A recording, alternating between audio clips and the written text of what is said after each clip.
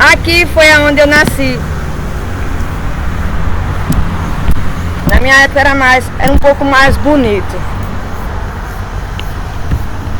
Ali as pessoas vinham de todos os horários. Faziam sexo, jogavam lixo. Teve um vizinho aqui que encontrou um maranhão, um pênis de plástico. Eu acho que era para me influenciar. Mas antigamente, na minha época, quando eu era criança, aqui era bem limpinho, não crescia tanto mato. E aqui atrás tem a linha do trem e depois da linha do trem tinha um monte de casas. Aqui se chamava Vila União. A minha casa ficava bem no meio da rua. A rua, né? Ficava assim, no meio da rua. E aqui, nessa área que eu tô, tem umas árvores. Na minha época só tinha uma, que era essa daqui. Aquela dali. Ela era uma só, aí do nada ela cortou e agora tá em duas. Cresceu para os dois lados. Espero que não seja uma árvore boiola. Aí tinha muita árvore. Quer dizer, só tinha uma e do nada cresceu essas. Eu vivia aqui. Tem coisas que eu me lembro e tem coisas que eu não me lembro. Aqui nessa área era um campo de futebol. E também era um estacionamento. As pessoas estacionavam carro. Ali mais pra lá era onde ficava estacionado alguns carros de algumas pessoas que aqui tinha. Na época, também tinha um caminhoneiro que morava aqui e ele estacionava o caminhão ali. Era legal. Eu gostava de morar aqui, não achava ruim não. O único problema é que aqui atrás tem um rio de química. Que eles dizem que não, mas eu sei que é. E nesse rio de química, aqui na época, eu encontrei algumas fotos históricas. Aqui na época era um deserto. Só tinha terra. Era plano.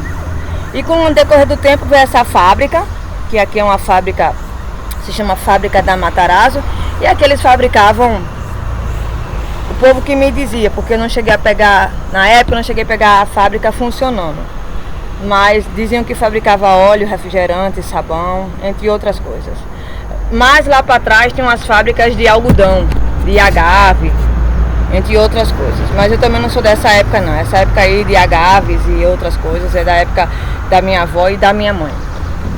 Mas interessante é que eu ouvi coisas aqui que eu não queria ouvir e vi coisas que eu não queria ver. Mas as poucas coisas que eu vi, eu acho que não é lá tudo isso, né?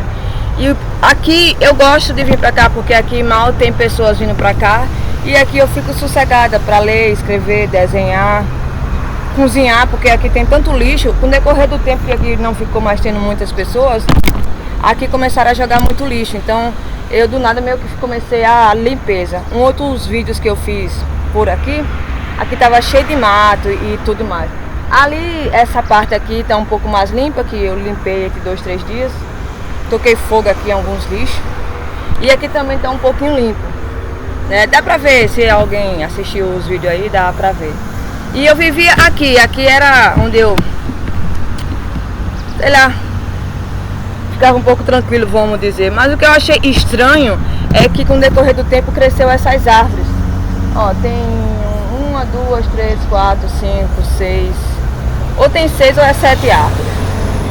E ali, a primeira de lá pra cá é um pé de mamão. E ali atrás tem outro. Ali tem um pé de mamão.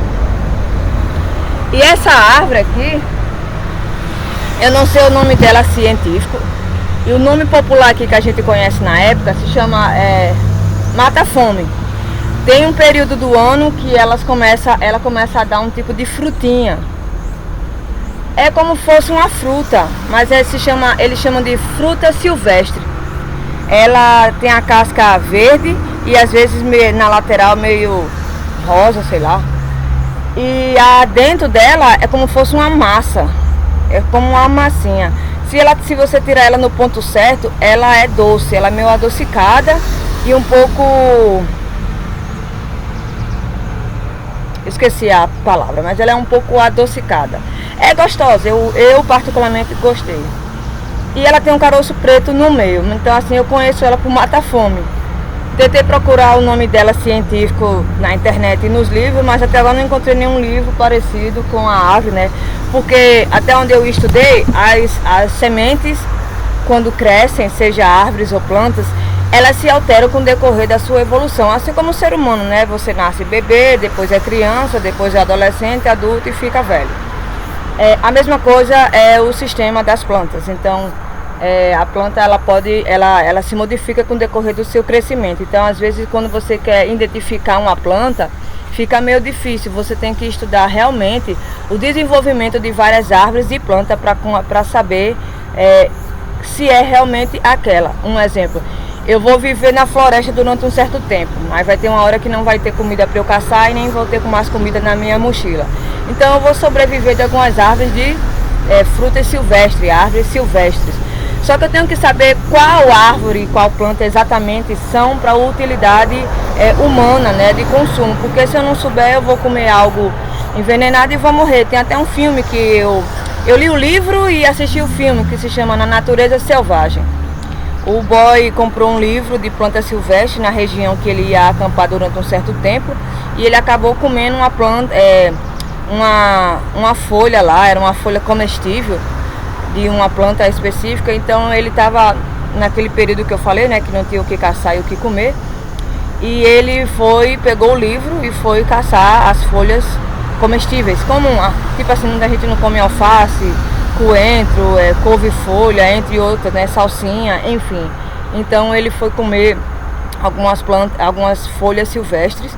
Só que tem folhas silvestres, não existe irmãos gêmeos, né? No reino do ser humano não existe irmãos gêmeos, então no reino da natureza também existe. Então existe plantas extremamente iguais. Para saber diferenciá-la é muito difícil. Então se você não souber diferenciar, você vai acabar comendo a planta envenenada. Então, ou seja, são duas folhas que são irmãs gêmeas, mas porém elas são tão idênticas por fora, mas ela tem um pequeno detalhe que, se você saber visualizar corretamente, você come a planta errada, entendeu? Então muito cuidado aí, essa galera metida botânica, essa galera metida tem a botânica, tem a biologia e tem um nível mais aprofundado, muito além da botânica.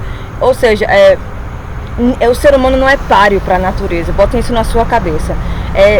Deixem claro a seguinte coisa: não importa o século de evolução que nós, seres humanos, tivermos, mas nós jamais seremos páreo para a natureza, porque não é à toa que a natureza sempre está assim, se expandindo e a gente não. Se a gente não assim fazer os outros procriar para continuar a nossa espécie, a gente morre e a natureza fica. Por isso que às vezes eu acho que o ser humano não está nem aí para toda essa poluição e química que jogam na natureza. Eu acho que é por isso. Eles fazem isso tão assim, naturalmente, no seu instinto, que nem nota que, não é porque a gente quer, é porque é o ciclo e blá blá blá. É tudo conversa. É algo natural que nem o próprio ser humano em si consegue se diagnosticar.